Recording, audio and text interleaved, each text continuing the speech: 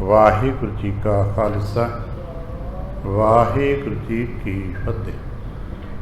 ਸਤਿਗੁਰੂ ਪਾਤਸ਼ਾਹ ਸਾਹਿਬ ਜੀ ਦੇ ਪਾਵਨ ਦਰਬਾਰ ਦੀਆਂ ਹਾਜ਼ਰੀਆਂ ਭਰਦਿਆਂ ਗੁਰੂ ਪਾਤਸ਼ਾਹ ਸਾਹਿਬ ਜੀ ਦੇ ਆਪਣੇ ਹੀ ਨਿਜ ਪਾਵਨ ਸਰੂਪ ਸ਼ਬਦ ਨਾਲ ਚਿੱਤ ਲਾ ਕੇ ਜਦ ਆਪ ਸਾਵਧਾਨ ਤੇ ਇਕਾਗਰ ਚਿੱਤ ਹੋਏ ਜੁੜ ਮਿਲ ਬੈਠੇ ਹੋ, ਪਾਤਸ਼ਾਹ ਗੁਰਦੇਵ ਜੀ ਦੀਆਂ ਬੇਅੰਤ ਮਹਿਰਮਤਾਂ ਤੇ ਵਡਿਆਈਆਂ ਜੋ ਸਤ ਸੰਗਤ ਵਿੱਚ ਸਦਾ ਵਰਤਦੀਆਂ ਨੇ, ਆਪ ਉਹਨਾਂ ਦੇ ਸਾਂਝੀ ਤੇ ਧਾਰਨੀ ਹੋਇਓ ਕਿਰਪਾਲਤਾ ਕਰਨਾ, ਆਪਣੇ ਨਿਰਮਲ ਹਿਰਦੇ ਚੋਂ ਅਰਦਾਸ ਕਰਨਾ ਜੋ ਗੁਰੂ ਪਾਤਸ਼ਾਹ ਸਾਹਿਬ ਜੀ ਰਹਿਮਤ ਕਰਨ, ਆਪਣੀ ਸਿੱਖਿਆ ਦਾਇਕ ਸਾਖੀ ਤਿਸ ਕੀ ਵਿਚਾਰ,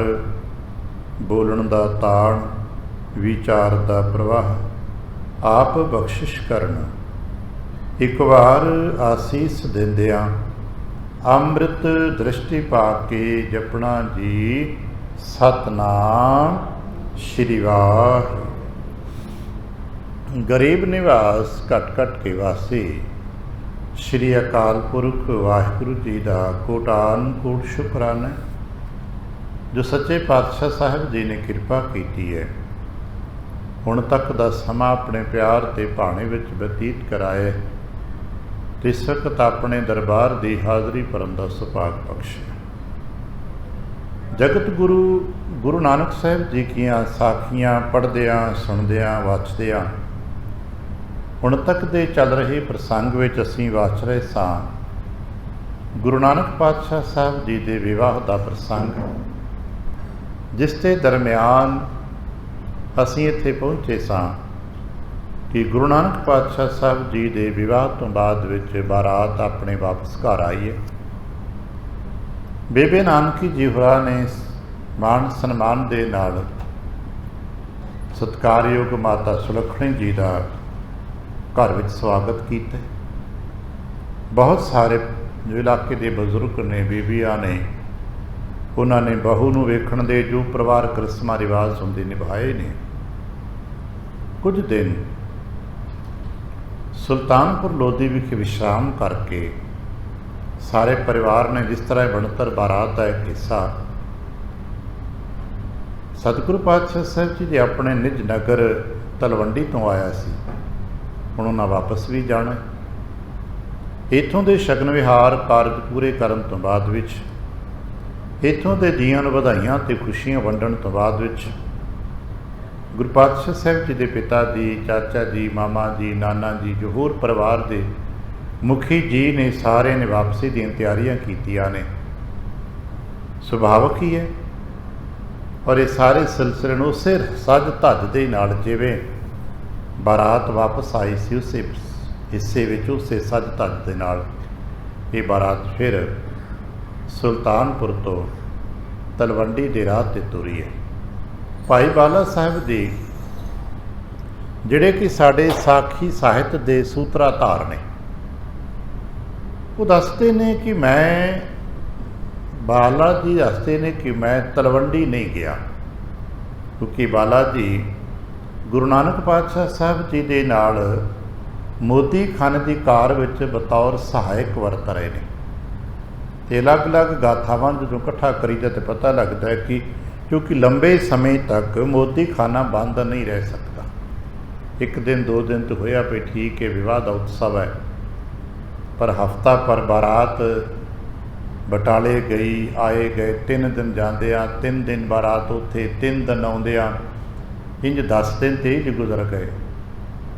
ਹੋਰ ਫਿਰ ਕੁਝ ਕਾਰ ਵਿਹਾਰ ਘਰ ਪਰਿਵਾਰ ਦੇ ਸ਼ਗਨਾਂ ਦੇ, ਜਿਨ੍ਹਾਂ ਦੇ ਰੁਝੇਵਿਆਂ ਕਰਕੇ ਗੁਰੂ ਨਾਨਕ ਪਾਤਸ਼ਾਹ ਸਾਹਿਬ ਜੀ ਆਪਣੇ ਮੁਕਾਮ ਤੇ ਮੋਦੀ ਖਾਨੇ ਨਹੀਂ ਪਹੁੰਚ ਪਾਏ ਹੋਣਗੇ। ਇਸ ਕਰਕੇ ਸਾਰੀ ਜ਼ਿੰਮੇਵਾਰੀ ਭਾਈ ਬਾਲਾ ਜੀ ਨੂੰ ਦਿੱਤੀ ਵੀ ਤੁਸੀਂ ਜਦ ਤੱਕ ਅਸੀਂ ਸਾਰੇ ਘਰ ਪਰਿਵਾਰ ਦੇ ਸ਼ਗਨਾਂ ਵਿਹਾਰਾਂ ਦੇ ਜੋ ਵਿਵਾਹ ਦੇ ਕਾਰਜ ਨੇ ਉਹ ਭੁਗਤਾ ਨਹੀਂ ਲੈਂਦੇ, ਤੁਸੀਂ ਮੋਦੀ ਦੀ ਕਾਰ ਸੰਭੋ।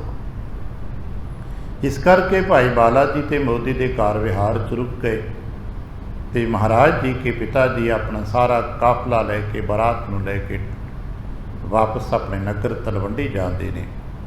हुण तलवंडी जो पहुँचते हैं सारे, तो उत्थों के दर्शन अपना हौली हौली जिवें जिवें सानू समय दे नाल पता लगता सी पढ़ते हैं। तलवंडी के निकट पहुँचे, इंज ये सारा काफला पिता जी ते नाना जी की अगवाई विच सारा काफला जो बारात का जंज के लिए अद्धा हिस्सा जिहड़ी कि सुल्तानपुर के बाराती सन ते अपने अपने घरां सुल्तानपुर ही टिक गए, जो तलवंडी तो आए सन वो सारे तलवंडी नूं तुरे ने। बाजत बाजे दिन धुन ऊचे, तो सुभावक ही विवाह करके पिता जी वापस जा रहे हैं, इकलौता पुत्र है उन्हों का, तो नाले वो इलाके के सिर कढ़वे मनुख ने, तो फिर सुभावक ही है खुशियां दे वाजे वजदे जा रहे हैं। जब पुर पाई साकर शोभा, हौली हौली पहुँचते क्योंकि ये सारे नूं सानूं पता है कि इन्हां समयां ते बेशक साढ़े को सनेहे भेजण दे अज वर्गे साधन नहीं सन, पर उदों भी सनेहे भेजण दा एक समाज विच हरकारियां दा महकमा हुंदा सी। वो बंदे एक्सपर्ट होंदे सन सफ़र करन वास्ते, ते वो घुड़सवार भी तकड़े होंदे, वो 100-100 मील घोड़ा दौड़ा के चले जाते। तो इंज फिर वो लोग हरकारे जिहड़े सन वो चिट्ठियां लैके सनेहे लैके काफलियां तो कई पंध अगे निकल जाते। तो जे काफले नूं 3 दिन लगने तो उन्हें एक दिन विच डूढ़ दिन विच ही जाके सनेहा दे देना। इस तरह महाराज जी की जो आपसी हो रही बारात थी, जिहड़े इस पद्धर के लोग ने हरकारे कहा जाते उन्होंने वो सनेहे लैके नगर तलवंडी भी पहुँच गए। तो नगर तलवंडी के जिहड़े लोग ने उन्होंने पता लगा कि मेहता कल्याण दास जी अपने पुत्र के विवाह तो बाद विच खुशियां दे नाल विआह तो वापसी बारात आ रही है। तो सुभावक ही नगर के जियां च खुशी करौणक इतिहासक दिन ने, क्योंकि हुण तक हौली हौली गुरु नानक पातशाह साहब जी की जो रहस्यवाद की शोभा सी वो आले दुआले फैल चुकी है। बेशक गुरु नानक पातशाह साहब जी ने अपने आप नूं अजे बतौर गुरु प्रगट नहीं किया, पर हुण लोग जान गए ने कि ये आम मनुख नहीं है, क्योंकि तलवंडी ही वो नगर है जिथे सब तो पहला पातशाह साहब जी ने अपने खुदाई इलाम का, अपने रबी नूर का प्रगटावा भी किया है। इस करके उत्थों के आले दुआले दे लोग और गुरु नानक पातशाह साहब जी विद्या के लोग कायल ने, बचपन भी दिखिया उन्होंने, एक शोभा, एक प्यार, एक सत्कार, गुमाह, उत्साह नगर च फैले है। कर श्रृंगार को नागर नारी, तो सुभावक इन्हां विआहां समयां ते जितना उत्साह बाल बच्चों ते बीबियां च हुंदा है, सुभावक की बाहरले कार विहार के मनुखों च मर्दां च उस पद्धर का उत्साह नहीं मनिया जाता। कंचन भूखन रुचर सवारी, और ये भी गल पुरानी रिवायतां साड़ियां चलदियां आ रही कि बारातां दे विच बीबियां नहीं सन जांदियां, बीबियां उदों घरां च रहिंदियां। ते ये सारे सिलसिले च माता जी ते नाल आ गए ने, क्योंकि माता जी ते बेबे के घर तक ठहर गए। तो होर जिहड़ियां बरादर दियां चाचियां ताईयां जिहड़ियां होर परिवार दी वडेरियां ने, भैणां कहिंदियां असीं अजकल कजन्स शब्द वरत लैने आ। बेशक उन्हां दा नाम साडे साखी ਸਾਹਿਤ विच नहीं हुंदा, पर इन्ना तो असीं मनदे आ ना कि परिवार वड्डे ने, पिंडां दे परिवार ने, ते जिहड़ा आपां अजकल शरीका बरादरी कह देने आ, वो सारिਆਂ ਦੇ ਵਿੱਚ ਭੈਣ ਭਰਾ ਵੱਡੇ ਛੋਟੇ वो सारे खुशी दे नाल तैयार हो रहे ने। चलदियां कीरत रांका बनी सुहाती, उडगन भूखन सहित बराती।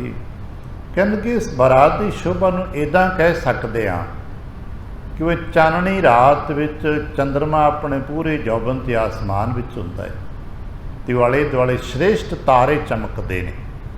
माड़े तारे नहीं चंद्रमा के चानां च चमकते, आसमान किते वेखीए हनेरियां रातां च सानूं बेअंत तारे नज़र आउणगे, पर जदों चंद्रमा की चाननी रात होएगी तो बहुत गिनती घट जाएगी, उदों फिर जिन्हां दा श्रेष्ठ बल हुंदा है वही चमकते हैं।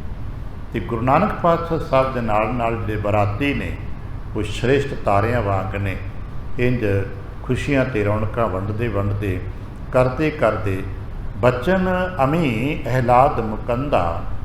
गुरु नानक पातशाह साहब के जो बचन ने वो अमृत भरपूर ने। जिवें लोग सियाणे कहिंदे ने कि चंद्रमा दियां जो रिश्मां ने ना उन्हां च अमृत हुंदा है। सियाणियां ने बहुत सारे इन्हां तत्तां दे विच अमृत दे अंश नूं मन्निया है ते कहंदे चंद्रमा दी रिश्मां दे विच भी अमृत हुंदा है। वो तो किसी वेख्या कि नहीं वेख्या, पर गुरु नानक पातशाह के बचनों में अमृत ते माणिया ना, अभ्यासिया ने माणिया।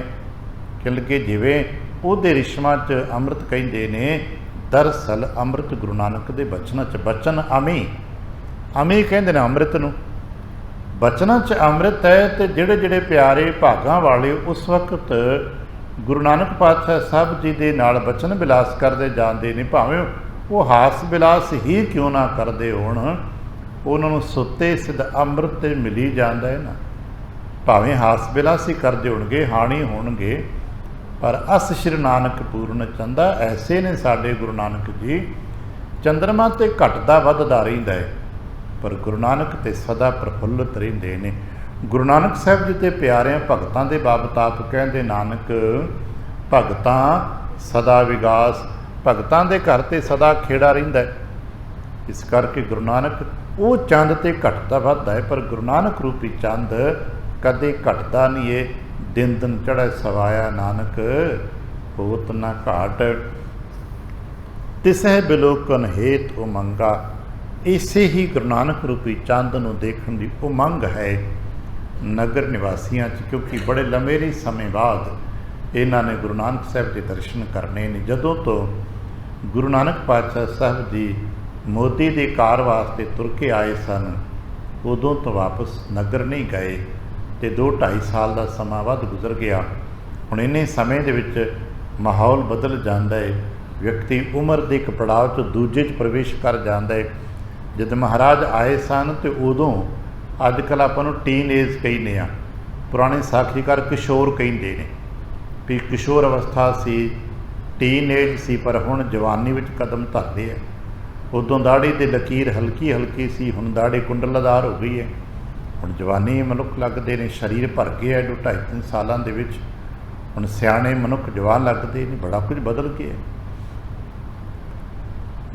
नगर कोट बेला तज पूरन, ਜਿਹੜੇ ज़्यादा उत्साहित नौजवान सन बच्चे, वो तो नगर छड्ड के बाहर ही आ गए भी बाहरों जी आया कहण वास्ते। अक्सर ऐसा वेख्या है कि इहो जिहा रौनक होवे ते नौजवान बच्चे जिहड़े उन्हें तो नगर छड्ड के मील मील 2-2 मील गलवांडी अज भी किते प्रभात फेरियां जां शायद असीं उस रंग नूं वेखਣਾ होवे ते जदों 300 साल गुरु के नाल वाली शोभा इत्थों दी लंघी सी, उदों लोग कितने कितने दूर अगलवांडी जांदे सी ते दूर तक अगले शहर तक नाल तुरदे सन।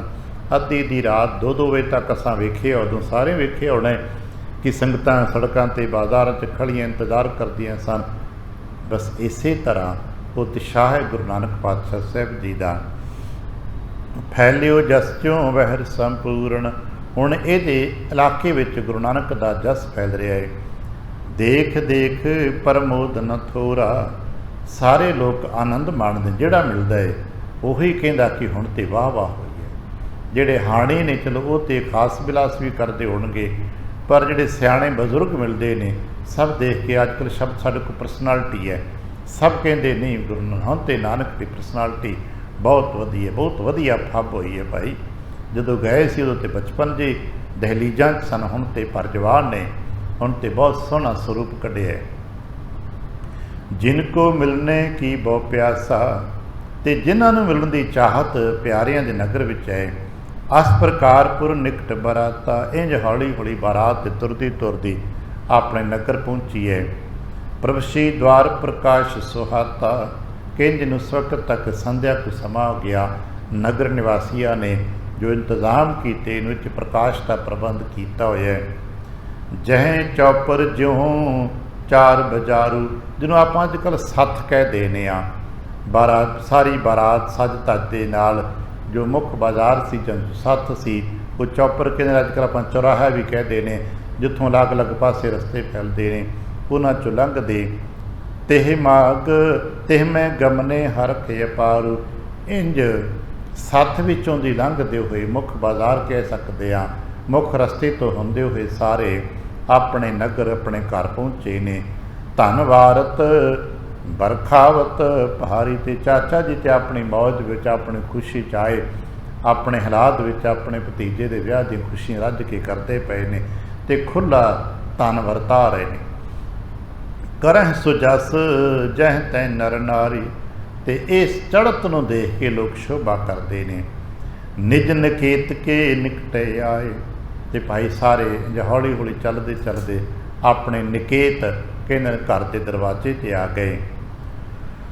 ਉੱਥੇ ਪਹੁੰਚ ਕੇ ਪਹਾ ਤ੍ਰਿਪਤਾ ਉਰ ਹਰਖ ਕਨ ਹੀਰਾ, ਤੇ ਸੁਭਾਵਿਕ ਹੀ ਇਹ ਸਮਾਂ ਮਾਤਾ ਵਾਸਤੇ ਤੇ ਬਹੁਤ ਆਨੰਦਦਾਇਕ ਹੁੰਦਾ ਹੈ। ਜਦੋਂ ਨੂੰਹ ਪੁੱਤਰ ਦਰਵਾਜ਼ੇ 'ਤੇ ਆਉਂਦੇ ਨੇ ਤੇ ਮਾਂ ਤੇ ਅਸੀਂ ਕਹਿੰਦੇ ਹਾਂ ਅੱਜ ਪੰਜਾਬੀ ਸਰਕਲ ਦੇ ਵਿੱਚ ਕਿ ਮਾਂ ਤੇ ਪਾਣੀ ਵਾਰ ਕੇ ਪੀਂਦੀ, ਵਾਰ ਨੇ ਬਲਹਾਰ ਨੇ ਜਾਂਦੀ ਹੈ। ਤੇ ਸੁਭਾਵਿਕ ਹੀ ਜਗਤ ਮਾਤਾ ਤ੍ਰਿਪਤਾ ਨੇ ਵੀ ਆਪਣੇ ਪੁੱਤਰ ਦੇ ਆਪਣੇ ਨੂੰਹ ਦੇ ਸਵਾਗਤ ਵਾਸਤੇ ਇਸੇ ਤਰ੍ਹਾਂ ਖੁਸ਼ੀਆਂ ਆਨੰਦ ਕੀਤਾ ਹੋਏਗਾ। ਸ਼ਾਇਦ ਅਸੀਂ ਕਹਾਂਗੇ ਤੇ ਦੁਨੀਆ ਦੇ ਸੀ ਸਧਾਰਨ ਸਾਡੀਆਂ ਮਾਵਾਂ ਤੇ ਉਨੀਆਂ ਆਨੰਦਤ ਉਨੀਆਂ ਖੁਸ਼ੀਆਂ ਨਹੀਂ ਮਾਣ ਪਾਉਂਦੇ, ਕਿਉਂਕਿ ਸਾਧਨ ਸਮਰਥਾਵਾਂ ਨਹੀਂ ਹੁੰਦੀਆਂ, ਕਈ ਸੰਸਾਰਕ ਕਮੀਆਂ ਉਣਤਾਈਆਂ ਹੁੰਦੀਆਂ ਹੋਣਗੀਆਂ, ਪਰ ਮਾਤਾ ਤ੍ਰਿਪਤਾ ਦੇ ਕੋਲ ਤੇ ਹਰ ਪੱਖੋਂ ਸੰਪੂਰਨਤਾ ਹੈ, ਭਾਗਾਂ ਦੀ ਸੰਪੂਰਨਤਾ ਹੈ, ਰਹਿਮਤਾਂ ਦੀ ਸੰਪੂਰਨਤਾ ਹੈ, ਧਨ ਦੀ ਸੰਪੂਰਨਤਾ ਹੈ। ਤੇ ਮਾਤਾ ਨੇ ਤੇ ਫਿਰ ਆਪਣੇ ਪੁੱਤਰ ਤੇ ਨੂੰਹ ਦੇ ਸਨਮਾਨ ਵਾਸਤੇ ਸਾਰੇ ਪ੍ਰਬੰਧ ਕੀਤੇ ਹੋਣਗੇ ਨਾ। ਸਹਿਤ ਸਨੂਖਾ ਸੁਤ ਕੋ ਹੀਰਾ, ਤੇ ਜਦੋਂ ਦਹਲੀਜ਼ ਤੇ ਦਰਵਾਜ਼ੇ 'ਤੇ ਆਪਣੇ ਪੁੱਤਰ ਨੂੰ ਨੂੰਹ ਨੂੰ ਖੜਿਆ ਦੇਖਿਆ ਤੇ ਕਰਤ ਨਿਸ਼ਾਵਰ ਦਰਬ ਅਪਾਰਾ, ਮਾਤਾ ਨੇ ਫਿਰ ਆਪਣੇ ਪੁੱਤਰ ਤੋਂ ਨੂੰਹ ਤੋਂ ਵਾਰ ਕੇ ਬੇਅੰਤ ਧਨ ਗਰੀਬ ਗੁਰਬਿਆਂ 'ਚ ਵੰਡ ਦਿੱਤਾ ਹੈ। ਵਾਰ ਹੈ ਵਾਰ ਵਾਰ ਵਾਰ ਵਾਰਾ, ਤੇ ਹੁਣ ਕਿ ਜਿਹਨੂੰ ਵਾਰਨੇ ਬਲਹਾਰਨੇ ਲੱਖ ਬਰੀਆ ਕਹਿੰਦੇ ਨੇ, ਬਸ ਮਾਤਾ ਦਾ ਚਿੱਤ ਕਰਦਾ ਕਿ ਆਪਾਂ ਸਭ ਕੁਝ ਹੀ ਆਪਣੇ ਪੁੱਤਰ ਤੋਂ ਵਾਰਦੇ ਹਾਂ। ਪਰ ਸੰਸਾਰ ਹੈ, ਜਿਤਨਾ ਕੁ ਸਮੇਂ ਮਾਤਾ ਦੇ ਜੋ ਹੱਥ ਆਇਆ, ਜੋ ਗਰੀਬ ਗੁਰਬਾਇਆ ਦੀ ਝੋਲੀ ਭਰਤੀ ਰਜਾ ਦਿੱਤਾ ਉਸ ਨੂੰ। ਜੋ ਕੁਲ ਰੀਤ ਸ਼ਗਨ ਸ਼ੁਭਕਾਰੀ, ਜਿਹੜੀਆਂ ਇਸ ਪਰਿਵਾਰ ਦੀਆਂ ਕੋਈ ਰੀਤਾਂ ਹੁੰਦੀਆਂ ਨੇ, ਰਸਮ ਹੋਣਗੇ, ਰਿਵਾਜ ਹੋਣਗੇ, ਉਹ ਮਾਤਾ ਜੀ ਨੇ ਪੂਰੇ ਕੀਤੇ। ਹਾਂ ਬਲਿਹਾਰੀ ਬੈਨ ਉਚਰਹੀ, ਤੇ ਬਾਰ ਬਾਰ ਕਿ ਪੁੱਤਰ ਮੈਂ ਬਲਿਹਾਰ ਜਾਵਾਂ, ਬਲਿਹਾਰ ਜਾਵਾਂ, ਕਿਉਂਕਿ ਇਹ ਹੀ ਦਿਨ ਹਰ ਮਾਂ ਲੱਭਦੀ ਹੈ।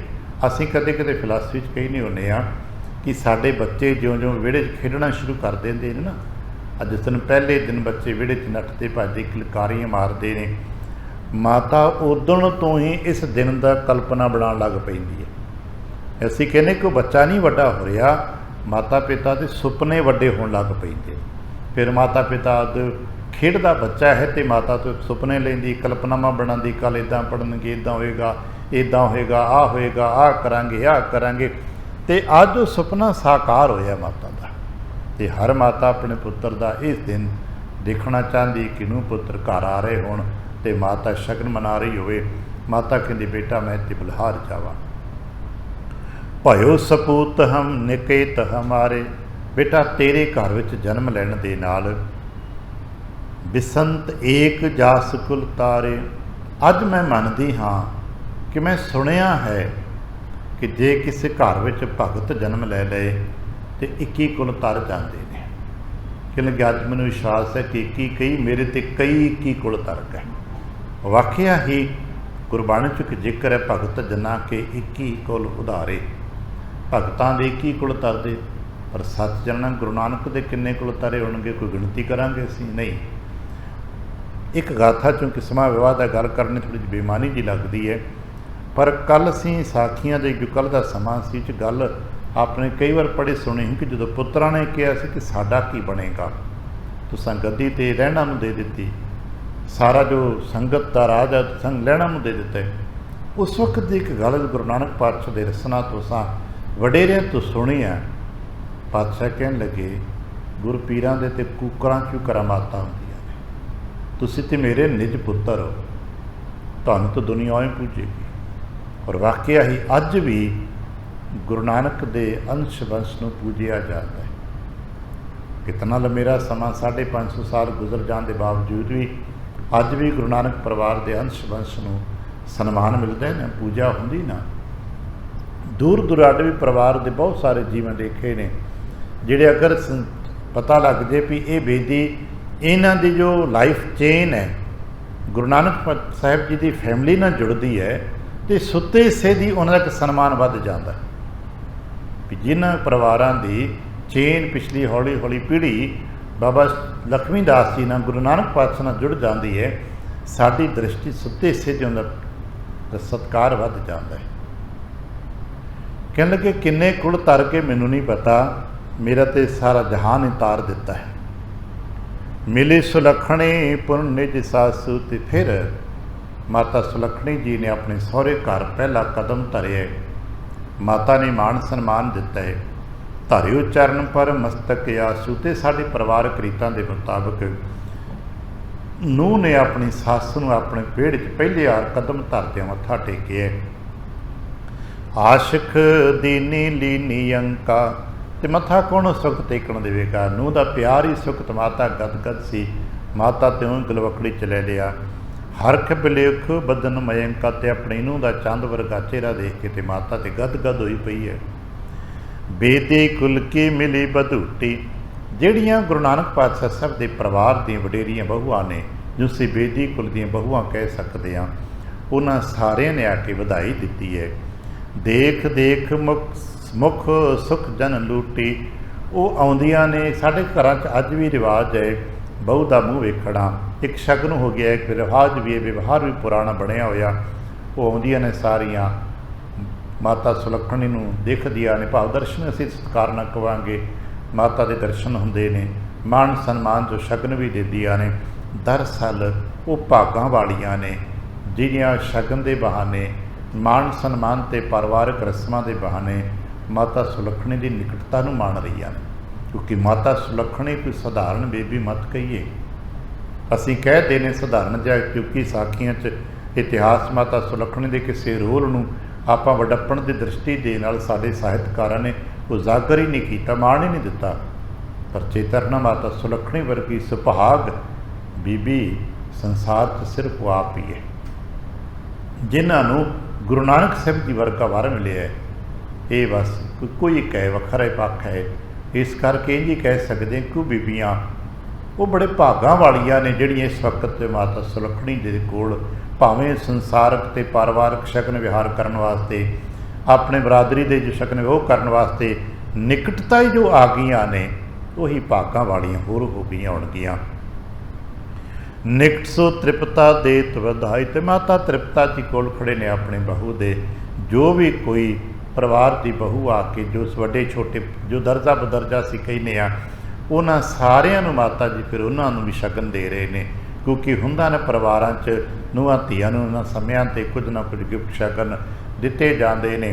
ਅਤੇ ਮਾਤਾ ਜੀ ਸਾਰਿਆਂ ਸਮੇਂ ਦੇ ਮੁਤਾਬਕ ਸਭ ਨੂੰ ਵਧਾਈ ਦੇ ਰਹੇ ਨੇ, ਖੁਸ਼ੀਆਂ ਵੰਡ ਰਹੇ ਨੇ। ਲੇਤ ਹਰਖ ਚਿਤ ਆਂਗਨ ਨ ਮਾਏ। ਅਤੇ ਉਹ ਸਾਰੀਆਂ ਬੇਬੀਆਂ ਭਾਗਾਂ ਵਾਲੀਆਂ ਨੇ ਜੋ ਅੱਜ ਮਾਤਾ ਜੀ ਦੇ ਇੱਥੋਂ ਕੁਛ ਨਾ ਕੁਛ ਪ੍ਰਾਪਤ ਹੋ ਰਿਹਾ ਉਹਨਾਂ ਨੂੰ। ਸਹਿਤ ਸਨੂਖਾ ਸੁਤੇ ਸੁਹਾਈ। ਦਰਅਸਲ ਮਾਤਾ ਜੀ ਤੇ ਅੱਜ ਆਪਣੇ ਨੂੰਹ ਅਤੇ ਪੁੱਤਰ ਦੇ ਨਾਲ ਇੰਨੇ ਆਨੰਦ ਵਿੱਚ ਨੇ ਕਿ ਉਸ ਆਨੰਦ ਦੀ ਵਿਆਖਿਆ ਸ਼ਬਦ ਸਾਡੇ ਕੋਲ ਮਾਰਤ ਮਾਤ ਲਵਨ ਪੁਨ ਰਾਈ। ਪਾਣੀ ਵਾਰਦੇ ਅਤੇ ਸੰਸਾਰ 'ਤੇ ਲੋਕਾਂ ਨੂੰ ਦੇਖਿਆ ਹੋਵੇਗਾ ਮਾਤਾ ਤੇ ਸਰੋਂ ਤੇ ਲੂਣ ਵੀ ਵਾਰ ਰਹੀ ਹੈ। ਇੱਕ ਪੁਰਾਣਾ ਰਿਵਾਜ ਹੈ ਕਿ ਨਜ਼ਰ ਨਾ ਲੱਗ ਜਾਏ। ਬੇਸ਼ੱਕ ਅਸੀਂ ਨੂੰ ਧਰਮ ਦੇ ਖੇਤਰਾਂ 'ਚ ਨਹੀਂ ਪੜ੍ਹਦੇ, ਨਹੀਂ ਸੁਣਦੇ, ਪਰ ਪਰਿਵਾਰਾਂ 'ਚ ਪਿੰਡਾਂ 'ਚ ਅੱਜ ਵੀ ਦੇਖਦੇ ਕਿ ਹਰ ਮਾਂ ਕਹਿੰਦੀ ਮੇਰੀ ਨੂੰਹ ਪੁੱਤ ਨੂੰ ਨਜ਼ਰ ਨਾ ਲੱਗ ਜਾਏ। ਔਰ ਉਹ ਜ਼ਮਾਨਾ ਸੀ ਇਹਦੇ ਗੁਰੂ ਨਾਨਕ ਪਾਤਸ਼ਾਹ ਸਾਹਿਬ ਜੀ ਨੇ ਆਪਣੇ ਆਦਰਸ਼ਾਂ ਨੂੰ, ਆਪਣੀ ਗੱਲਾਂ ਨੂੰ ਇੰਨੇ ਵੱਡੇਪਣ 'ਤੇ ਨਹੀਂ ਪ੍ਰਕਾਰਿਆ। ਅਤੇ ਮਾਤਾ ਖੁਸ਼ੀ 'ਚ ਵਾਰ ਰਹੀ ਹੈ, ਖੁਸ਼ੀਆਂ ਕਰ ਰਹੀ ਹੈ। ਇੰਝ ਕਰਦੇ ਕਰਦੇ ਮਿਲੇ ਸਭਨ ਕਰ ਪ੍ਰੀਤ ਨ ਥੋਰੀ। ਸਾਰੇ ਆ ਕੇ ਮਿਲੇ ਨੇ ਪ੍ਰੀਤ ਦੇ ਨਾਲ। ਨਿਕ ਸਦਨ ਦੁੱਖ ਕਦਨ ਬਹੋਰੀ।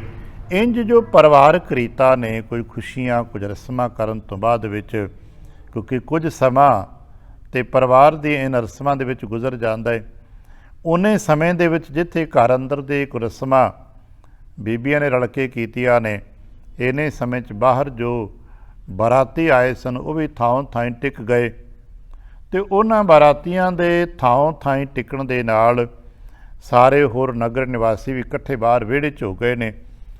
ਬਾਹਰ ਵਿਹੜੇ 'ਚ ਇਕੱਠੇ ਹੋਏ ਹੋਏ, ਕਿਉਂਕਿ ਬਾਹਰ ਵੀ ਤਾਂ ਇੰਤਜ਼ਾਰ ਹੋ ਰਿਹਾ ਨਾ ਵੀ ਕਦੋਂ ਨਾਨਕ ਜੀ ਆਪਣੇ ਘਰ ਪਰਿਵਾਰ ਦੀਆਂ ਅੰਦਰ ਦੀਆਂ ਜੋ ਰੀਤਾਂ ਨੇ, ਜੋ ਰਸਮਾਂ ਪਰਿਵਾਰਕ ਹੁੰਦੀਆਂ ਪੂਰੀਆਂ ਕਰਕੇ ਜੋ ਮਾਤਾ ਜੀ ਨੇ ਕਰਨੀਆਂ ਨੇ, ਹੋਰ ਵਡੇਰੀਆਂ ਬੀਬੀਆਂ ਨੇ ਬਾਹਰ ਵਿਹੜੇ 'ਚ ਆਵਣ ਅਤੇ ਵਿਹੜੇ 'ਚ ਆ ਕੇ ਜੋ ਬਾਹਰ ਸੰਗੀ ਸਾਥੀ ਜੋ ਦੂਜੇ ਸੰਬੰਧੀ ਚਾਚੇ ਤਾਏ ਕਹੇ ਜਾਂਦੇ ਨੇ ਇਸ ਬਰਾਦਰੀ 'ਚੋਂ, ਉਹ ਇੰਤਜ਼ਾਰ ਕਰਦੇ ਪਏ ਨੇ ਅਤੇ ਗੁਰੂ ਨਾਨਕ ਪਾਤਸ਼ਾਹ ਸਾਹਿਬ ਜੀ ਪਰਿਵਾਰ ਦੇ ਕੁਝ ਰਸਮ ਕਰਕੇ ਬਾਹਰ ਆ ਗਏ ਨੇ।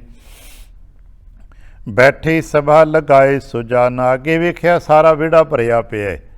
ਹੁਣ ਤੇ ਮਹਾਰਾਜ ਦੇ ਆਪਣੇ ਘਰ ਕਮਰੇ ਵਿੱਚ ਸਨ, ਜਿੱਥੇ ਬੈਠ ਕੇ ਮਾਤਾ ਜੀ ਕੋਈ ਸ਼ਗਨ ਵਿਹਾਰ ਕਰਦੇ ਸਨ। ਉੱਥੋਂ ਫੁਰਸਤ ਪਾ ਕੇ ਬਾਹਰ ਆਏ ਨੇ ਅਤੇ ਬਾਹਰ ਆ ਕੇ ਦੇਖਿਆ ਵਿਹੜਾ ਭਰਿਆ ਪਿਆ। ਸਾਰੇ ਨਗਰ ਦੇ ਮੁਖੀ ਸਿਆਣੇ ਸਿਆਣੇ ਪਿਆਰ ਵਾਲੇ ਜੀ, ਮਾਨੋ ਇੱਕ ਵੱਖਰਾ ਹੀ ਦਰਬਾਰ ਘਰ ਲੱਗਾ ਹੋਏ, ਸਭਾ ਲੱਗੀ ਹੋਈ ਹੈ। ਕੁਸ਼ਲ ਪ੍ਰਸ਼ਨ ਸਭ ਹਿਨ ਸੋ ਬੂਝੇ। ਅਤੇ ਇੰਝ ਸਤਿਗੁਰੂ ਪਾਤਸ਼ਾਹ ਸਾਹਿਬ ਜੀ ਨੇ ਆਪਣੇ ਵਿਹੜੇ 'ਚ ਬੈਠੇ ਹੋਏ ਸਾਰੇ ਪਿਆਰਿਆਂ ਦਾ, ਵਡੇਰਿਆਂ ਨੂੰ ਮਾਣ ਸਨਮਾਨ ਕੀਤਾ ਹੈ। ਹਾਣੀਆਂ ਨਾਲ ਮਿਲੇ ਨੇ, ਸਾਰਿਆਂ ਨਾਲ ਥਾਂ ਥਾਈਂ ਜੋ ਉਚਿਤ ਸੰਬੰਧ ਸਨ ਉਹਨਾਂ ਦੇ ਮੁਤਾਬਕ ਮਿਲੇ ਨੇ। ਸੁਖੇ ਸੁਨਾਇਓ ਨੇਹ ਆਰੂਜੇ, ਇੰਝ ਸਾਰੇ ਪਰਿਵਾਰਾਂ ਦੇ ਜੀਆਂ ਨੂੰ ਮਿਲੇ ਨੇ। ਖੁਸ਼ਕਿਸਮਤੀ ਖੁਸ਼ਾਮਦੀਦ ਗੱਲਾਂ ਬਾਤਾਂ ਹੋਈਆਂ। ਮਿਰਦਲ ਉਧਾਰ ਮਧੁਰ ਮੁਖਸ਼ੀਲਾ, ਅਤੇ ਸਾਰਿਆਂ ਦੇ ਨਾਲ ਸੁੱਖ ਦੀਆਂ ਗੱਲਾਂ, ਖੁਸ਼ੀਆਂ ਦੀਆਂ ਗੱਲਾਂ ਸਾਂਝੀਆਂ ਕੀਤੀਆਂ ਨੇ। ਕਰਦਿਆਂ ਇਉਂ ਸਮਾਂ ਬਤੀਤ ਹੋ ਰਿਹਾ। ਉੱਠ ਘਰ ਘਰ ਸਭ ਨਰ ਪਧਰਾਏ, ਅਤੇ ਆਖਰ ਕਿੰਨਾ ਚਿਰ ਬੈਠਣਾ ਸੀ। ਪਿਆਰ ਦੇ ਨਾਲ ਗੱਲਬਾਤ ਕੀਤੀ, ਸੁੱਖ ਸ਼ਾਂਤੀ ਕੀਤੀ, ਜਲ ਪਾਨ ਛਕਿਆ, ਮੂੰਹ ਮਿੱਠਾ ਕੀਤਾ। ਸਾਰੇ ਫਿਰ ਆਪਣੇ ਆਪਣੇ ਘਰ ਵਿਹਾਰਾਂ 'ਤੇ ਤੁਰ ਗਏ।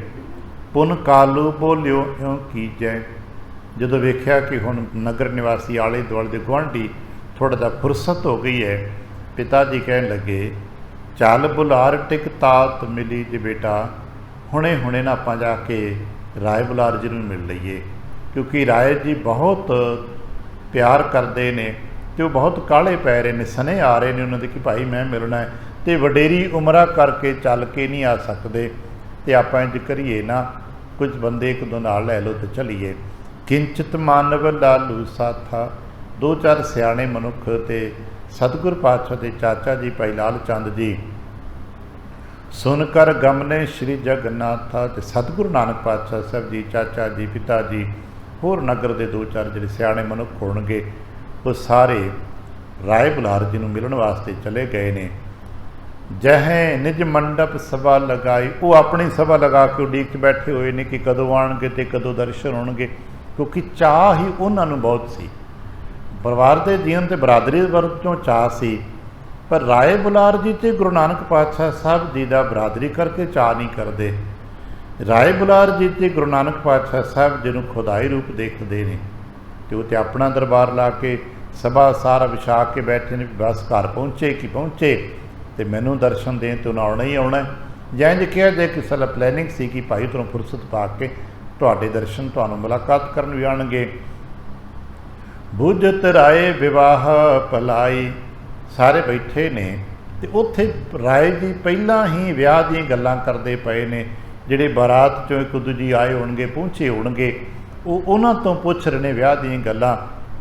ਪਹੁੰਚੇ ਤਾਹਾਂ ਜਾਏ ਪਹੁੰਚੇ ਗੁਨਖਾਨੀ, ਇੰਨੇ ਨੂੰ ਗੁਰੂ ਪਾਤਸ਼ਾਹ ਸਾਹਿਬ ਪਹੁੰਚ ਗਏ।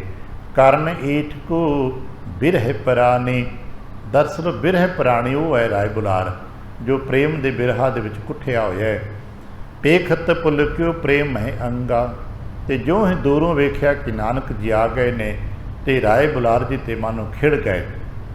ਤੂਰਨ ਤਿਸ਼ਟਿਓ ਸੰਗ ਉਮੰਗਾ, ਵਡੇਰੀ ਉਮਰ ਹੈ, ਹੁਣ ਸਰੀਰ ਇੱਕਦਮ ਸਾਥ ਨਹੀਂ ਦਿੰਦਾ ਕਿ ਉਹ ਕਾਹਲੀ ਨਾ ਉੱਠ ਸਕਣ, ਪਰ ਜਿੰਨੀ ਛੇਤੀ ਹੋ ਸਕੀ ਆਪਣੇ ਆਸਨ ਤੋਂ ਉੱਠੇ ਨੇ ਪਿਆਰ ਵਾਸਤੇ।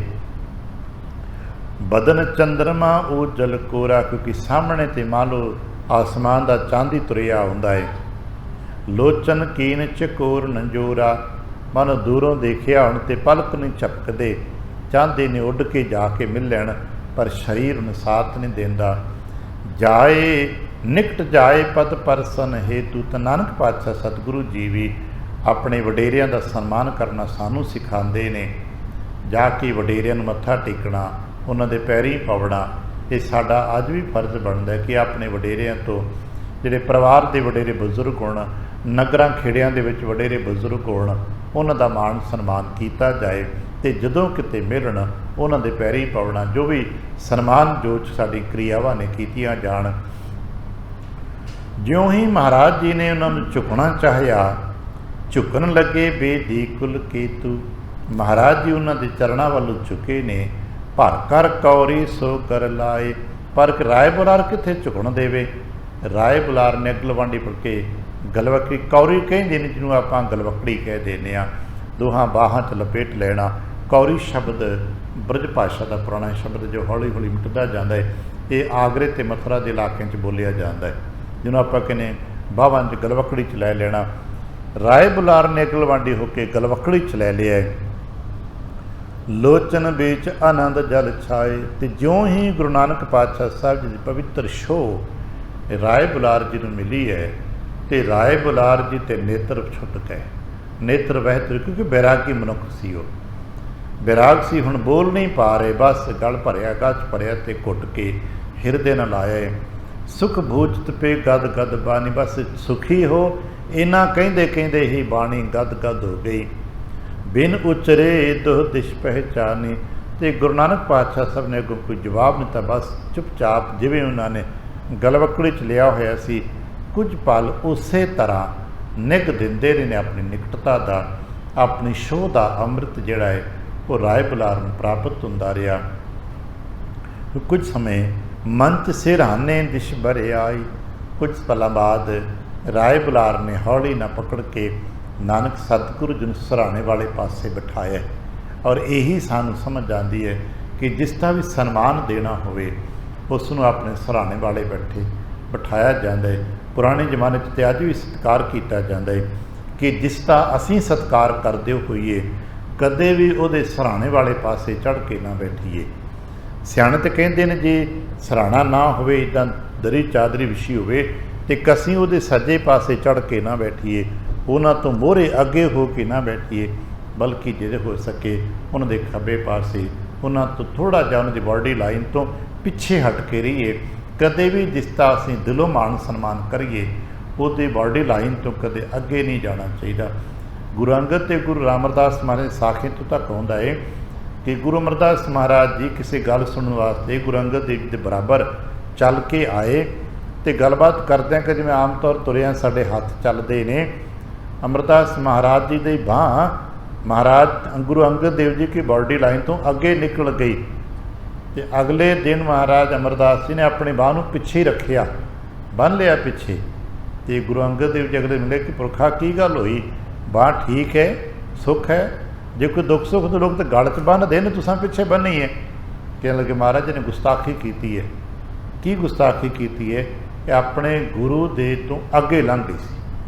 ਚਲਦਿਆਂ ਚਲਦਿਆਂ ਇਹ ਹੱਥ ਨੇ ਗੁਸਤਾਖੀ ਕੀਤੀ ਹੈ ਕਿ ਗੁਰੂ ਕੇ ਸਰੀਰਕ ਰੇਖਾ ਤੋਂ ਅੱਗੇ ਚਲੀ ਗਈ ਸੀ, ਇਸ ਕਰਕੇ ਇਸ ਨੂੰ ਪਿੱਛੇ ਬੰਨ੍ਹਿਆ ਹੋਇਆ ਵੀ ਸਦਾ ਗੁਰੂ ਦੇ ਪਿੱਛੇ ਚੱਲੀਦਾ ਹੈ। ਜਿਨ੍ਹਾਂ ਦਾ ਮਾਣ ਸਨਮਾਨ ਕਰਨਾ ਹੋਵੇ ਉਹਨਾਂ ਨੂੰ ਉੱਚਾ ਥਾਂ ਦੇਈਦਾ। ਰਾਏ ਬੁਲਾਰ ਉਮਰ 'ਚ ਬਹੁਤ ਵੱਡੇ ਨੇ, ਉਮਰ ਦੇ ਤਕਾਜ਼ੇ ਦੀ ਆਪਾਂ ਗੱਲ ਕਰੀਏ ਤਾਂ ਦਾਦੇ ਪੋਤੇ ਦਾ ਫਰਕ ਹੈ, ਕਿਉਂਕਿ ਰਾਏ ਬੁਲਾਰ ਜੀ ਤੇ ਗੁਰੂ ਨਾਨਕ ਪਾਤਸ਼ਾਹ ਸਾਹਿਬ ਜੀ ਤੀਸਰੀ ਪੀੜ੍ਹੀ ਦੇ ਹਿੱਸੇ 'ਚ ਆਉਂਦੇ ਨੇ। ਪਰ ਰਾਏ ਬੁਲਾਰ ਜੀ ਮਾਣ ਸਨਮਾਨ ਗੁਰੂ ਨਾਨਕ ਜੀ ਦਾ ਇਤਨਾ ਕਰਦੇ ਨੇ ਕਿ ਜਿਤਨਾ ਅਸੀਂ ਕਹਿ ਸਕੇ ਗੁਰੂ ਦਾ ਕਰਨਾ ਚਾਹੀਏ। ਕਿਉਂਕਿ ਉੱਥੇ ਸਭਾ ਲੱਗੀ ਸੀ, ਰਾਏ ਬੁਲਾਰ ਆਪਣੇ ਪਲੰਗ 'ਤੇ ਬੈਠੇ ਨੇ, ਬਾਕੀ ਸੱਜੇ ਖੱਬੇ ਉਹ ਮਾਹੌਲ ਸੀ ਕਿ ਬਾਕੀ ਲੋਕ ਜ਼ਮੀਨ 'ਤੇ ਬੈਠੇ ਹੋਣਗੇ। ਸੁਭਾਵਕ ਹੈ, ਇਲਾਕੇ ਦੇ ਚੌਧਰੀ ਨੇ, ਰਿਆਸਤੀ ਬੰਦੇ ਨੇ, ਤੇ ਲੋਕ ਉਹਨਾਂ ਦੇ ਬਰਾਬਰ ਨਹੀਂ ਬੈਠ ਸਕਦੇ, ਲੋਕ ਥੱਲੇ ਬੈਠੇ ਹੋਣਗੇ। ਪਰ ਉਹਨਾਂ ਨੇ ਗੁਰੂ ਨਾਨਕ ਪਾਤਸ਼ਾਹ ਸਾਹਿਬ ਜੀ ਨੂੰ ਆਪਣੇ ਸਰਾਣੇ ਬਿਠਾਇਆ। ਬੈਸਾਏ ਉਰਮੋਦ ਵਢਾਈ। ਸਰਾਣੇ ਵਾਲੇ ਪਾਸੇ ਬੈਠ ਕੇ ਬੜੇ ਖੁਸ਼ੀ ਲੈ ਰਹੇ ਨੇ। ਦਰਸ ਪਿਆਸ ਦਿਨ ਬਿਤੇ ਨ ਥੋਰਾ, ਕਿਉਂਕਿ ਬੜਾ ਸਮਾਂ ਗੁਜ਼ਰ ਗਿਆ ਸੀ ਉਹਨਾਂ ਵਾਸਤੇ। ਤਾਂ ਇਹ 2.5-3 ਸਾਲ ਲੰਬੇ ਸਨ, ਬੜਾ ਵੱਡਾ ਸਮਾਂ ਸੀ। ਜਨ ਪੀਵਤ ਕੀ ਨੈਣ ਕਟੋਰੇ। ਬਸ ਸਰਾਣੇ ਬਿਠਾਇਆ ਤੇ ਦੇਖੀ ਜਾਂਦੇ ਨੇ, ਦੇਖੀ ਜਾਂਦੇ ਨੇ, ਦੇਖੀ ਜਾਂਦੇ ਨੇ। ਮਤਲਬ ਨੇਤਰਾਂ ਦੇ ਰਾਹੀਂ ਰਸ ਨੈਣ ਕਟੋਰੇ ਪੀ ਰਹੇ ਨੇ। ਇੱਕ ਘਟੀ ਲਗ ਕੋਈ ਨਾ ਬੋਲਾ। ਇੱਕ ਘੜੀ ਭਰ ਗੁਰੂ ਨਾਨਕ ਪਾਤਸ਼ਾਹ ਸਾਹਿਬ ਤੇ ਰਾਏ ਬੁਲਾਰ ਜੀ ਨੇ ਆਪਸ ਵਿੱਚ ਕੋਈ ਗੱਲਬਾਤ ਨਹੀਂ ਕੀਤੀ। ਇਹ ਹੌਲੀ ਹੌਲੀ ਹੁਣ ਸਾਨੂੰ ਕਦੇ ਕਦੇ ਵਡੇਰਿਆਂ ਦੀ ਸੰਗਤ ਵਿੱਚ ਸਮਝ ਆਉਂਦੀ ਹੈ ਕਿ ਜੋ ਅਬੋਲ ਚੁੱਪ ਹੁੰਦੀ ਨਾ ਇਹ ਬਹੁਤ ਕੁਝ ਦੇ ਦਿੰਦੀ ਹੈ, ਲੈ ਲੈਂਦੀ ਹੈ। ਇੱਕ ਘੜੀ ਦਾ ਮਤਲਬ ਲਗਭਗ 24 ਕੁ ਮਿੰਟ ਇੰਨੇ ਘੜੀ ਹੁੰਦੀ ਹੈ। ਇਹਨਾਂ ਸਮਾਂ ਨਾਨਕ ਸਾਹਿਬ ਜੀ ਨੂੰ ਸਰਾਣੇ ਬਿਠਾ ਕੇ ਰਾਏ ਬੁਲਾਰ ਜੀ ਬਸ ਟਕ ਟਕੀ ਦਰਸ਼ਨ ਹੀ ਕਰਦੇ ਰਹੇ ਨੇ, ਅਤੇ ਨਾਨਕ ਪਾਤਸ਼ਾਹ ਸਾਹਿਬ ਜੀ ਵੀ ਪਿਆਰ ਦੇ ਨਾਲ ਰਾਏ ਜੀ ਨੂੰ ਦੇਖਦੇ ਰਹੇ ਨੇ। ਉਹ ਦੇਖਣੇ ਹੀ ਨਾਨਕ ਪਾਤਸ਼ਾਹ ਸਾਹਿਬ ਜੀ ਦੀ ਰਾਏ ਜੀ ਦੇ ਜੀਵਨ 'ਚ ਅੰਮ੍ਰਿਤ ਭਰਦੀ ਰਹੀ ਹੈ। ਏਕ ਘਟੀ ਲਗ ਕੋਈ ਨ ਬੋਲਾ, ਹੇਰ ਪ੍ਰੇਮ ਕੋ ਰਹੇ ਅਡੋਲਾ। ਜਿਹੜੇ ਆਲੇ ਦੁਆਲੇ ਸੰਗੀ ਸਾਥੀ ਸਨ, ਜਿਵੇਂ ਚਾਚਾ ਜੀ ਨੇ, ਪਿਤਾ ਜੀ ਨੇ ਜਾਂ ਹੋਰ ਪਿਆਰੇ ਨੇ, ਸਭ ਅਡੋਲ ਸ਼ੁੰਨ, ਜਿਵੇਂ ਇੱਥੇ ਕੋਈ ਹਰਕਤ ਹੀ ਨਹੀਂ ਹੈ। ਉਹ ਸਭਾ ਦੇ ਵਿੱਚ ਕੁਛ ਹਲਚਲ ਨਹੀਂ ਹੈ। ਸਭ ਜਿੱਥੇ ਜਿੱਥੇ ਖੜੇ ਨੇ, ਜਿੱਥੇ ਕੋਈ ਬੈਠਾ ਹੋਏ ਉੱਥੇ ਹੀ ਮਨ ਅੱਧਾ ਘੰਟਾ ਬਿਲਕੁਲ ਸ਼ੂਨ ਵਰਤ ਗਿਆ। ਬਾਹਰ ਵਿਆਹ ਕੀ ਸ਼ੁਭ ਕਰਤੂਤਾ। ਥੋੜ੍ਹੇ ਸਮੇਂ ਬਾਅਦ ਜਦੋਂ ਸੰਯਤ ਹੋਏ, ਚੇਤਨਾ ਵਾਪਸ ਆਈ, ਰਾਏ ਜੀ ਪੁੱਛਣ ਲੱਗੇ, ਸੁਣਾਓ ਵਿਆਹ ਦੀ ਕੋ ਗਾਥਾ। ਤਵ ਪ੍ਰਤਾਪ ਤੇ ਸੁਨੋ ਭੁਪਾਲਾ, ਮਰਦਾਨਾ ਬੋਲਿਓ ਤੇ ਕਾਲਾ। ਤੇ ਮਰਦਾਨਾ ਦੇ ਬੋਲਣ 'ਚ ਕਾਲੇ ਸਨ, ਔਰ ਉਹਨਾਂ ਦਾ ਸੁਭਾਵਕ ਹੀ ਨਾ ਸਮਿਆਂ 'ਤੇ ਵਡੱਪਣ ਦੇ ਵਿੱਚ ਹੁੰਦਾ ਹੈ ਕਿ ਮਨੁੱਖ ਖੁਦ ਆਪਣੀ ਤਾਰੀਫ ਖੁਦ ਨਹੀਂ ਕਰਨੀ ਚਾਹੀਦੀ। ਅਤੇ ਔਰ ਇਹ ਗੱਲਾਂ ਜਿਹੜੀਆਂ ਹੁੰਦੀਆਂ ਨੇ ਉਹ ਮਤਹਿਤ ਹੀ ਦੱਸਦੇ ਬੋਲਦੇ ਨੇ। ਸਭਾ ਦੇ ਵਿੱਚ ਮਰਦਾਨਾ ਜੀ ਨੂੰ ਕਿਹਾ ਗਿਆ ਵੀ ਤੂੰ ਦੱਸ, ਤੇਰਾ ਤੇ ਕੰਮ ਵੀ ਨਾਲੇ ਮਰਦਾਨਾ ਜੀ ਕਾਜ ਕਿਹਾ ਜਾਏ। ਅੱਜ ਕੱਲ੍ਹ ਆਪਾਂ ਪ੍ਰੋਫੈਸ਼ਨ ਕਹਿ ਦਿੰਦੇ ਹਾਂ। ਉਸ ਮੁਤਾਬਕ ਮਰਦਾਨੇ ਦੀ ਡਿਊਟੀ ਇਹ ਬਣਦੀ ਸੀ ਕਿ ਸਭਾ ਉਸਤਤਾਂ ਕਰਨੀਆਂ, ਵਡਿਆਈਆਂ ਕਰਨੀਆਂ, ਗਾਉਣਾ, ਅਤੇ ਨਾਲੇ ਇੱਕ ਪੁਰਾਣਾ ਸ਼ਬਦ ਹੁੰਦਾ ਸੀ ਕਲਾਣ ਕਰਨੀ, ਆਪਣੇ ਜਜਮਾਨਾਂ ਦੀ ਮਹਿਮਾ ਕਰਨੀ। ਉਹ ਸਾਰਾ ਸਿਲਸਿਲੇ ਮੌਜਾਬ ਮਰਦਾਨਾ ਜੀ ਨੂੰ ਕਿਹਾ ਵੀ ਤੂੰ ਦੱਸ, ਤੂੰ ਤੇ ਵਿਆਹ ਸਾਰਾ ਹੰਡਾਇਆ ਨਾ, ਤੂੰ ਤੇ ਸਾਰਾ ਵਿਆਹ ਦੇਖਿਆ, ਤੂੰ ਦੱਸ ਕਿਵੇਂ ਦੇਖਿਆ। ਤਉ ਪ੍ਰਤਾਪ ਤੇ ਸੁਨੋ ਭੁਪਾਲਾ। ਮਰਦਾਨਾ ਕਹਿਣ ਲੱਗਾ, ਰਾਤ ਤੂੰ ਤੇ ਸਾਡਾ ਰਾਜਾ ਹੈ, ਭੁਪਾਲਾ ਸਾਡੇ ਇਲਾਕੇ ਦਾ ਚੌਧਰੀ ਰਾਜਾ ਹੈ। ਪੁਰ ਸੁਲਤਾਨ ਬਹੁਰ ਦਸ਼ਾਵਾ। ਤੇ ਰਾਜਨ ਸੁਲਤਾਨਪੁਰ ਨਗਰ ਵਿੱਚ ਤੁਹਾਡਾ ਰਿਸ਼ਤੇਦਾਰਾਂ ਦਾ ਹੈ, ਪਰ ਇਹਨਾਂ ਦੇ ਵਿਆਹ ਦਾ ਜੋ ਜਸ ਹੈ ਨਾ, ਉਹ ਸੁਲਤਾਨਪੁਰ ਨਗਰੀ 'ਚ ਬਹੁਤ ਵੱਡੇ ਪੱਧਰ 'ਤੇ ਛਾਇਆ ਮੈਂ ਦੇਖਿਆ ਹੈ। ਨਰ ਨਾਰਨ ਘਰ ਘਰ ਪ੍ਰਤਿਗਾਵਾ। ਉਂਝ ਤੇ ਵਿਆਹਾਂ 'ਤੇ ਅਸੀਂ ਗਾਉਂਦੇ ਹਾਂ, ਪਰ ਇਹ ਵੇਖਿਆ ਵੀ ਇਹਨਾਂ ਦੀ ਮਹਿਮਾ 'ਤੇ ਘਰ ਘਰ ਲੋਕ ਗਾ ਰਹੇ ਨੇ। ਹਰ ਘਰ ਘਰ ਖੁਸ਼ੀਆਂ ਖੇੜੇ ਵਧਾਈਆਂ ਹੋ ਰਹੀਆਂ ਨੇ। ਦੌਲਤ ਖਾਨ ਦੀਨ ਜੋ ਚਾਹਾ। ਅਤੇ ਤੁਹਾਡੇ ਜੋ ਸਾਕ ਨੇ ਨਾ ਦੌਲਤ ਖਾਨ ਸਾਹਿਬ, ਕਿਉਂਕਿ ਦੌਲਤ ਖਾਨ ਸਾਹਿਬ ਦੇ ਵੀ ਸਹੁਰੇ ਪਰਿਵਾਰ ਰਾਏ ਬੁਲਾਰ ਜੀ ਕੇ ਪਰਿਵਾਰ 'ਚ ਨੇ। ਕਹਿੰਦੇ ਕਿ ਜੋ ਤੁਹਾਡੇ ਸਾਕ ਨੇ ਨਾ ਦੌਲਤ ਖਾਨ ਸਾਹਿਬ, ਉਹਨਾਂ ਬੜੀ ਸੇਵਾ ਕੀਤੀ, ਬੜਾ ਵਿਆਹ 'ਚ ਆਨੰਦ ਵਧਾ। ਭੂਰ ਵਸਤੂ ਲੀਨੀ ਤੇ ਪਾਹਾ। ਉਹਨਾਂ ਵੀ ਆਪਣਾ ਘਰ ਖੋਲ੍ਹ ਦਿੱਤਾ ਵੀ ਜੋ ਵਿਆਹ ਵਾਸਤੇ ਲੋੜ ਹੋਵੇ ਜੈਰਾਮ ਜੀ ਨੂੰ ਕਿਹਾ ਭਾਈ ਲੈ ਜਾਓ। ਭੂਰ ਦਾ ਮਤਲਬ ਦਾ ਬਹੁਤ ਜ਼ਿਆਦਾ, ਬਹੁਤ ਸਾਰੀਆਂ ਵਸਤੂਆਂ ਦੌਲਤ ਖਾਨ ਜੀ ਨੇ ਵੀ ਵਿਆਹ ਵਿੱਚ ਵਰਤੀਆਂ ਅਤੇ ਵਰਤਾਈਆਂ। ਖਰਚੋ ਕਾਲੂ ਦਰਬ ਵਿਸ਼ਾਲਾ। ਤੇ ਰਾਏ ਜੀ ਇੱਕ ਹੋਰ ਦੱਸਾਂ, ਤੁਸੀਂ ਹਮੇਸ਼ਾ ਸਾਡੇ ਮਹਿਤਾ ਜੀ ਨੂੰ ਕਹਿੰਦੇ ਸੀ ਨਾ ਕੰਜੂਸ ਹੈ ਕੰਜੂਸ ਹੈ। ਇਸ ਵਾਰੀ ਦੇਖਣਾ ਸੀ ਮਹਿਤਾ ਜੀ ਨੇ ਕਿੰਨਾ ਖੁੱਲ੍ਹਾ ਹੱਥ ਰੱਖਿਆ। ਇਹਨਾਂ ਨੂੰ ਐਵੇਂ ਲੋਕ ਕਹਿੰਦੇ ਨੇ ਕੰਜੂਸੀ ਕਰਦੇ ਨੇ, ਪੈਸਾ ਜੋੜ ਕੇ ਰੱਖਦੇ ਨੇ, ਪਰ ਇਸ ਵਾਰੀ ਇਹਨਾਂ ਨੇ ਵਿਆਹ 'ਤੇ ਖੁੱਲ੍ਹਾ ਮੀਂਹ ਵਰਾ ਕੇ ਰੱਖਿਆ ਧਨ ਦਾ। ਅਤ ਉਤਸਵ ਭਾ ਸੁੱਟ ਤੇ ਕਾਲਾ। ਕਹਿ ਲੱਗੇ ਉੱਥੋਂ ਦਾ ਰੌਣਕ ਵਿਆਹ ਦਾ ਮੇਲਾ ਬਹੁਤ ਵੱਡਾ ਸੀ। ਦੁਹੰਦ ਸ਼ਨੇ ਰਸ ਅਤਿਸ਼ੈ ਰਾਖਾ। ਦੋਹਾਂ ਧਿਰਾਂ ਦੇ ਵਿੱਚ ਬਹੁਤ ਇੱਜ਼ਤ ਮਾਣ ਸਨਮਾਨ ਬਣਿਆ ਰਿਹਾ। ਜਿਸਕੇ ਮਨ ਜਸ ਕੀ ਅਭਿਲਾਖਾ। ਔਰ ਇਹੋ ਜਿਹਾ ਜਸ, ਇਹੋ ਜਿਹਾ ਰਸ ਕੁੜਮਾਂ ਦੇ ਵਿੱਚ ਬਰਾਤਾਂ ਦੇ ਸਮੇਂ ਧੇਤਿਆਂ ਭਤੇਤਿਆਂ ਵਿੱਚ ਬਹੁਤ ਘੱਟ ਵੇਖਣ ਨੂੰ ਮਿਲਦਾ ਹੈ। ਮੁੱਦ ਦੇਖਤ ਤੇ ਵਿਆਹ ਕਾ ਨੇਰੇ। ਮਰਦਾਨਾ ਜੀ ਕਹਿੰਦੇ ਭਾਵੇਂ ਇਸ ਵਕਤ ਮਰਦਾਨਾ ਜੀ ਦੀ ਉਮਰ ਬਹੁਤ ਵਡੇਰੀ ਨਹੀਂ ਹੈ, ਪਰ ਆਲੇ ਦੁਆਲੇ ਦੇ ਵਿਆਹ ਤੇ ਬਹੁਤ ਵੇਖੇ ਹੋਣਗੇ ਨਾ। ਕਹਿਣ ਲੱਗੇ ਜਿੰਨੇ ਕੁ ਮੈਂ ਵਿਆਹ ਵੇਖੇ ਨੇ, ਵਿਪਰ ਜੋ ਬਾਹਜ ਵੈਸ਼ ਵਡੇਰੇ। ਭਾਵੇਂ ਉਹ ਬ੍ਰਾਹਮਣਾਂ ਦੇ ਹੋਣ, ਭਾਵੇਂ ਖੱਤਰੀਆਂ ਦੇ ਹੋਣ, ਅਤੇ ਭਾਵੇਂ ਵੈਸ਼ਿਆਂ ਦੇ ਹੋਣ, ਇਹਨਾਂ ਦੀ ਬਰਾਦਰੀਆਂ ਵਿੱਚ ਜਿੰਨੇ ਵਿਆਹ ਮੈਂ ਵੇਖੇ ਨੇ ਨਾ, ਅਸ ਉਤਸਵ ਨਾ ਸੁਣਾ ਨਾ ਦੇਖਾ। ਇਹੋ ਜਿਹੇ ਵਿਆਹ ਦਾ ਮੇਲਾ ਨਾ ਤੇ ਭਾਈ ਸੀ ਕਦੇ ਸੁਣਿਆ ਤੇ ਨਾ ਇਹੋ ਜਿਹੇ ਵਿਆਹ ਦਾ ਮੇਲਾ ਆਨੰਦ ਵਾਲਾ ਸਾਂ ਕਦੇ ਦੇਖਿਆ। ਜਸ ਇਸਮੈ ਭਾ ਮੋਦ ਵਿਸ਼ੇਖਾ, ਦਰਅਸਲ ਇਹਦੇ 'ਚ ਜੋ ਜਸ ਹੋਏ, ਜੋ ਸ਼ੋਭਾ ਹੋਈ ਹੈ, ਉਹ ਤੇ ਮੁਕਤੀ ਦੇਣ ਵਾਲੀ ਸੀ। ਇਹ ਮੁਕਤੀ ਕਰਤਾ ਭੰਡਾਰੀ ਖੁੱਲਤਾ। ਸੁਨ ਬੁਲਾਰ ਮਨ ਤਨ ਸੁਖ ਪਾਵਾ, ਰਾਏ ਬੁਲਾਰ ਜੀ ਸੁਣੀ ਜਾ ਰਹੇ ਨੇ ਤੇ ਆਨੰਦ ਲੈ ਰਹੇ ਨੇ। ਸਾਧ ਸਾਧ ਕਾਲੂ ਪ੍ਰਤਿਗਾਵਾ, ਤੇ ਮਹਿਤਾ ਜੀ ਨੂੰ ਸ਼ਾਬਾਸ਼ ਸ਼ਾਬਾਸ਼ ਕਹਿਣ ਲੱਗ ਪਏ, ਕਿਉਂਕਿ ਅਕਸਰ ਮਹਿਤਾ ਜੀ ਨੂੰ ਕਹਿੰਦੇ ਹੁੰਦੇ ਸੀ ਤੁਸੀਂ ਖਰਚ ਨਹੀਂ ਕਰਦੇ, ਤੁਸੀਂ ਪੁੱਤਰ ਨਾ ਇੱਦਾਂ ਬੋਲਦੇ ਹੋ, ਇੱਦਾਂ ਨਾ ਕਰਿਆ ਕਰੋ। ਅੱਜ ਬੜੇ ਖੁਸ਼ ਨੇ, ਕਹਿਣ ਲੱਗੇ ਕਲਿਆਣ ਚੰਦ ਤੁਸੀਂ ਅੱਜ ਖੁਸ਼ ਕਰ ਦਿੱਤਾ ਮੈਨੂੰ, ਜੋ ਮਹਿਮਾ ਚਾਹੀਦੀ ਸੀ ਉਹ ਤੁਹਾਡੀ ਅੱਜ ਪ੍ਰਾਪਤ ਹੋਈ ਹੈ। ਇੰਜ ਸ਼੍ਰੀ ਬੇਦੀ ਕੁਲ ਕਲਸ਼ ਸੁਹਾਵਨ, ਦਰਅਸਲ ਜੇ ਕਿਹਾ ਜਾਏ ਕਿ ਬੇਦੀ ਇੱਕ ਮਹਿਲ ਹੈ ਤੇ ਗੁਰੂ ਨਾਨਕ ਉਸ ਮਹਿਲ ਦਾ ਕਲਸ਼ ਨੇ, ਉਸ ਗੁਰੂ ਨਾਨਕ ਉਸ ਮਹਿਲ ਦਾ ਸ਼੍ਰੋਮਣੀ ਕਲਸ਼ ਹੈ। ਇਸ ਪ੍ਰਕਾਰ ਮਿਲ ਕੀ ਕਰਿਆਵਨ, ਇੰਜ ਸਾਰੇ ਮਿਲ ਕੇ ਰਾਏ ਜੀ ਨੂੰ ਖੁਸ਼ੀਆਂ ਲੈ ਕੇ ਬਖਸ਼ਿਸ਼ਾਂ ਪਿਆਰ ਵੰਡ ਕੇ ਸਤਿਗੁਰੂ ਪਾਤਸ਼ਾਹ ਜੀ ਆਪਣੇ ਪਰਿਵਾਰ ਸਮੇਤ, ਆਪਣੇ ਪਿਤਾ ਜੀ, ਚਾਚਾ ਜੀ, ਹੋਰ ਜੋ ਸੰਬੰਧੀ ਸੰਗੀ ਗਏ ਨੇ, ਮਿਲੇ ਆਏ ਨੇ। ਘਰ ਆਉਂਦਿਆਂ ਨੂੰ ਦੇਖਿਆ ਮਾਤਾ ਜੀ ਨੇ ਸਾਰੇ ਭੋਜਨ ਪਦਾਰਥਾਂ ਦਾ ਪ੍ਰਬੰਧ ਕੀਤਾ ਹੋਏ। ਬਿੰਜਨ ਨਿਜ ਕਰ ਜਨਨ ਸਵਾਰੇ, ਤੇ ਮਾਤਾ ਜੀ ਨੇ ਨੂੰਹ ਪੁੱਤਰ ਨੂੰ ਬਿਠਾ ਕੇ ਅੱਜ ਆਪਣੇ ਹੱਥੀਂ ਭੋਜਨ ਛਕਾਇਆ। ਬੈਠ ਨਿਕਟ ਕਰ ਨੇਹੁ ਸਭ ਜਿਵਾਰੇ, ਔਰ ਇਹ ਪੁਰਾਣੇ ਸਾਡੇ ਰਿਵਾਜ ਨੇ ਕਿ ਪਹਿਲੀ ਰੋਟੀ ਮਾਤਾ ਆਪਣੇ ਨੂੰਹ ਪੁੱਤਰ ਨੂੰ ਆਪਣੇ ਹੱਥੀਂ ਖਵਾਉਂਦੀ ਹੈ। ਇੰਜ ਮਾਤਾ ਜੀ ਨੇ ਆਪਣੇ ਨੂੰਹ ਪੁੱਤਰ ਨੂੰ ਆਪਣੇ ਘਰ ਪਹਿਲਾ ਭੋਜਨ ਪ੍ਰਸ਼ਾਦ ਖਵਾਇਆ। ਰੁਚਿਰ ਅਸਨ ਸਿਉ ਅਚਿ ਕਿਰਪਾਲਾ, ਗਏ ਤਲਪ ਪਰ ਮਿਰਤੁਲ ਵਿਸ਼ਾਲਾ। ਇੰਜ ਸਾਰੇ ਕਾਰ ਵਿਹਾਰ ਕਰਦਿਆਂ ਰਾਤਰੀਆਂ ਪੈ ਗਈਆਂ ਤੇ ਅਗਲੇ ਕਾਰ ਵਿਹਾਰ, ਅਗਲੀ ਬਖਸ਼ਿਸ਼ਾਂ ਸਾਖੀਆਂ ਅਗਲੇ ਦਿਨ। ਤੇ ਜੋ ਕੁਝ ਮਹਾਰਾਜ ਨੇ ਨਗਰ ਤਲਵੰਡੀ ਵਿਖੇ ਜਿਤਨਾ ਕੁ ਸਮਾਂ ਗੁਜ਼ਰ ਬਤੀਤ ਕੀਤਾ ਤੇ ਫਿਰ ਵਾਪਸ ਆਪਣੇ ਮੋਦੀ ਖਾਨੇ ਸੁਲਤਾਨਪੁਰ ਆਏ ਨੇ। ਆਪਾਂ ਅਗਲੀਆਂ ਸਾਖੀਆਂ ਅਗਲੀਆਂ ਬਖਸ਼ਿਸ਼ਾਂ ਫਿਰ ਵਾਚਾਂਗੇ। ਭੁੱਲ ਚੁੱਕ ਦੀ ਖਿਮਾ, ਆਸੀਸ ਅਤੇ ਪਿਆਰ ਦਿੰਦਿਆਂ ਫਤਿਹ ਬੁਲਾਵਣਾ ਜੀ। ਵਾਹਿਗੁਰੂ ਜੀ ਕਾ ਖਾਲਸਾ, ਵਾਹਿਗੁਰੂ ਜੀ ਕੀ ਫਤਿਹ।